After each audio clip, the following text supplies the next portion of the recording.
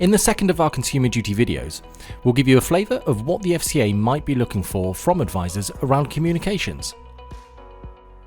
Here's what the FCA had to say about communications. We want customers to be given the information they need, at the right time, that they can understand, so they can evaluate their options, the costs, risks and benefits, and whether they've been offered fair value and it meets their needs. How do your communications stack up against this? Let's take one part of that. Information your clients can understand. One thing we can say with confidence is that in protection, the industry does use a lot of jargon.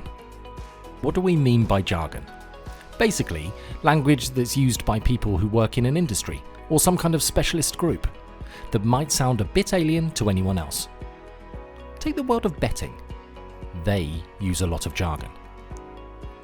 Unless you work for a bookie or gamble a lot, you'd probably need to look up what they mean. It's all a bit confusing. Now, let's swap the bookie for a financial advisor and the kind of words we use in insurance. Imagine you don't work in insurance.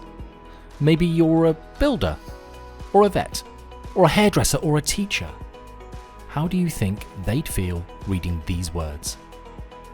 Do you use jargon like this in your customer communications? Can you think when customers or advisors might come across jargon? It's important that you identify how you communicate with your customers. It could be emails, your website, letters you send to your clients, or conversations you have with them. So one thing you could do to prepare for the consumer duty is review your communications.